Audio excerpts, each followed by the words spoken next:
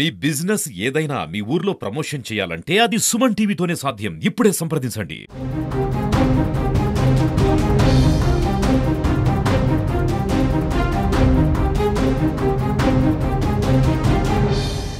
ప్రజాస్వామ్యం పోయింది అని గోల. బహుశా రేపటికి జగన్మోహన్ రెడ్డి రేపు వస్తున్నాను అనుకుంటా. చేతులు కాలినాక ఆకులు పట్టుకోవడానికి వస్తున్నాడు. ఎందుకంటే దాదాపు మామిడి పని అయిపోయింది పాపం.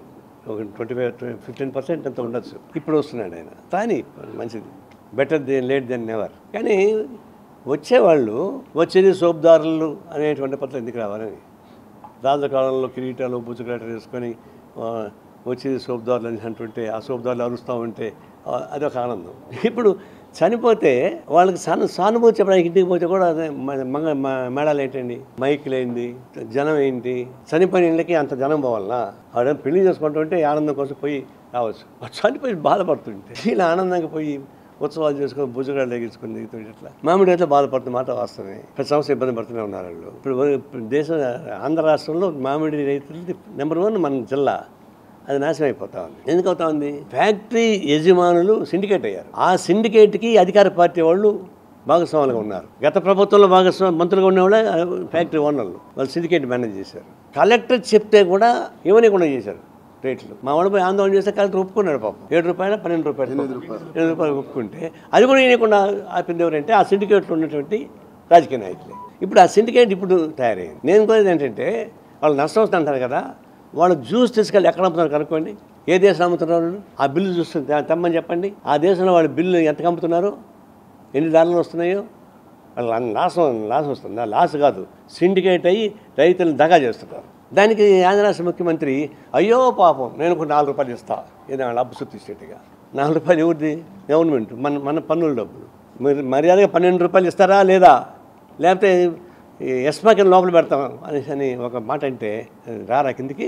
ఫ్యాక్టరీ ఎత్తుకుని పోతారా వాళ్ళు మూసుకొని పోతారా? పోరు.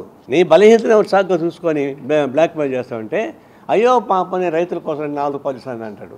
వాడు 4 రూపాయలు పండి 2 రూపాయలు 6 రూపాయలు ఇస్తాము, అది కూడా సంవత్సరం తర్వాత ఇస్తా ఉంటున్నాడు. 1 year తర్వాత. ఇష్టం ఉంటే ఏం లేని పోయింది అంటున్నాడు. మాడికాయని వేడ పెట్టుకుంటారు పాపం. రేపు రాబోయే రోజుల్లో ఆంధ్రప్రదేశ్లో కూడా ప్రజాస్వామ్యం బతకలేవారు. ఇప్పుడు పవన్ కళ్యాణ్ ఎందుకు పంపుతాడు తమిళనాడుకి? తమిళనాడులో ఉన్నటువంటి రాజకీయాలు మార్చడానికి పవన్ కళ్యాణ్ ఉపయోగిస్తాడు. రేపు ఆంధ్రప్రదేశ్లో ఆయన ఉపయోగిస్తాడు. ఇది ఒక విధంగా రాజకీయ ప్రమాదకర గేమ్లో చంద్రబాబు నాయుడు పడుతున్నాడు. అది ఆయన పడితే నాకే అభ్యంతరం లేదు. రాష్ట్రాలు పడిపోతుంది, రాష్ట్రాల ప్రజాస్వామ్యం కూని అవుతుంది. దీనిపైన మేము తీవ్రంగానే ఖండిస్తూ ఉన్నాం. ఒకడుగు ముందుకేసి టీడీపీ నాయకులు ముందుకేసి స్మార్ట్ మీటర్లు పెడితే మేము పొగలగొట్టి తీరుతామని చెప్పేసి ప్రగల్భాలు పలికింది, ఉత్తర ప్రగల్భాలు పలికింది లోకేష్ గారు. మేము ఇప్పుడు మీటర్లు పగలగొట్టాం, మేమేం చెప్పలే, దానికి ప్రత్యేక ఫైట్ చేస్తూ ఉన్నాం. ఆయన ఇంకొంచెం ఉధృతం కలిగి ఒకటి కదా, మేము మంచిది అనుకున్నాం. కానీ గవర్నమెంట్ రాగానే ఒక అక్షరం ఫుల్ స్టాప్ కామా కూడా మార్పు లేకుండా అదే విధానాన్ని వీళ్ళు అమలు చేస్తున్నారు. ఏ న్యాయ కోర్టులో అయితే 1000 కోట్ల రూపాయల లంచం అని చెప్పేసి కేసు నమోదు చేయబడిందో, దాని ద్వారా ఏ అగ్రిమెంట్ రాబడిందో అదే అగ్రిమెంటు ఇక్కడ రావడం అంటే అవినీతి కూడా ట్రాన్స్ఫర్ అయినట్టే లెక్క. అది ట్రాన్స్ఫర్ అయింది, ఇది ట్రాన్స్ఫర్ అయింది. ఇప్పుడు మేము స్మార్ట్ మీటర్లు పెట్టి తీరుతాం, ఎవరు వస్తారో చూద్దాం అని చెప్పేసి ప్రచారం చేస్తున్నారు. ఆనాడున్న గవర్నమెంట్లో ఎవరైతే కాంట్రాక్టర్స్ వాళ్ళే వీళ్ళు పక్క ఉన్నారు. వాళ్ళ డ్రెస్ కూడా మార్చలే పాపం. పార్టీలు మాత్రం డ్రెస్సులు మారుతాయి, కాంట్రాక్టర్ డ్రెస్ కూడా మార్చలే పాపం. వాళ్ళు సొంత డ్రెస్లోనే ఉన్నారు, సొంత ఆఫీసులు ఉన్నాయి, వాళ్ళు మొత్తం ఇటు మారిపోయారు. ఇప్పుడేంటి ఇంత ఘోరమైనటువంటి రైతు చూస్తుంటే చంద్రబాబు నాయుడు కూడా ఉదారంగా 4 రూపాయల నుండి కాకుండా వాళ్ళని గట్టిగా జాతి కరెత్తుకొని బెదిరిస్తే వాళ్ళు లొగుతారు. వాళ్ళకి తమలపాకతం అంతా చెట్టుకుతుంది. తమలపాకతం నేను ఇట్టంటే తలుపు చెప్తాను, నువ్వు ఇట్టంటే అని చెప్పి వాళ్ళు తలుపు చేత కొడుతున్న రైతుల్ని నువ్వు తమలపాకతం అందిస్తావా? అది కరెక్ట్ కాదు. ఇప్పుడు జగన్మోహన్ రెడ్డి రేపు పోతున్నాడు. పోనీ మామూలు రైతులు వస్తే మాట్లాడుకోవడం తప్పేం లేదు. దానికి 1000 మంది మొబైల్ చేయడానికి ట్రై చేస్తున్నారు. చావుకు పిండికి ఒకే మంత్రం అన్నా, దాని అమ్మ కడపగల చావుకు ఒకే మంత్రం, పిండికి ఒకే మంత్రం అన్నా. రెండుకి మంత్రాలు ఉంటాయి, డప్పులు ఉంటాయి, మేళాలు ఉంటాయి. చావు మేళాలు వేరు, పిండి మేళాలు వేరు. జగన్మోహన్ రెడ్డి ఒకే మేళం ఉంది, అన్నిటికీ ఒకటే మేళం. ఇది పద్ధతి కరెక్ట్ కాదు. ఇలా ఏముంది, మొన్న కందుకూరు చనిపోయాడు ఒకడు సింగయ్య, ఎట్లా చనిపోయాయండి. కానీ అలాంటి ప్రాబ్లం క్రియేట్ అయింది కదా. అంత అవసరం ఉందా? ఇప్పుడు అంత అవసరం ఉందా? ఎలాంటి మీరు పాలిట్ బ్యూరో మెంబర్లు ఉంటారు, 10 మంది 30 మంది ఉంటారు, ఇలాంటి 50 మంది ఉంటారు. పోయి మాట్లాడిన వాళ్ళతో పోయి రైతులతో, రైతులు కానీ రైతులను మొబైలైజ్ చేసి షోగులు చేయడం ఎందుకని ఆ గొడవ. అందులో దీని రైతుల సమస్యలు రాజకీయం చేయబాకండి, శవాల్ని రాజకీయం చేయబాకండి. శవాలపైన పేలాలు ఎరుకొని తినబాకండి, రాజకీయంగా ఫైట్ చేసుకోండి మంచిది అని చెప్పేసి నా ఉద్దేశం. ఆ ప్రకారం మౌన్ కోరుతాను.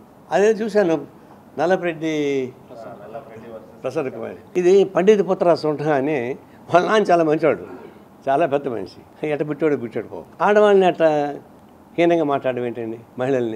మహిళలే వాళ్ళని ఎక్స్పోజ్ చేయాల్సిన అవసరం వచ్చింది. వాళ్ళ పర్సనల్ క్యారెక్టర్ తీయడం ఎందుకు? పర్సనల్ క్యారెక్టర్ మనకేం సంబంధం? వాళ్ళ రాజకీయాలు ఏం చేస్తారు?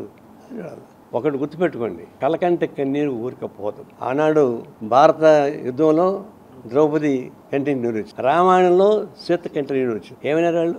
ఇప్పుడు ఇక్కడ మహిళల్ని కించపరిచినటువంటి ఘటన అనేకం చూసి మళ్ళీ పేరు చెప్పక్కర్లే. మహిళల్ని కించపరిచిన వాళ్ళు ఎక్కడ ఉన్నారు? వాళ్ళు జైల్లో ఉన్నారు. సాధ్యం కాదు. మహిళల్ని పొరపాటు కూడా కించపరచడం అనేది ఈ సమాజం ఓర్చుకోదు కాబట్టి 11 సీట్లు నిలబెడుతుంది. మహిళల జోలికి ఎప్పుడు పోబాకండి. వాళ్ళని ఎక్స్పోజ్ చేయడం, అవమానపరచడం అంటే అసలు భరతమాత ఇది అంగీకరిస్తుంది ఎలా అంటే మహిళల్ని అవమానపరిచిన వాళ్ళు నిజంగానే చట్టానికి శిక్షార్హులు. సరే వాళ్ళపై దాడి చేశారంటే మహిళలు కోపం దాడి చేసి ఉంటారు వేరు, కానీ అలాంటి పరిస్థితి కల్పించకూడదు.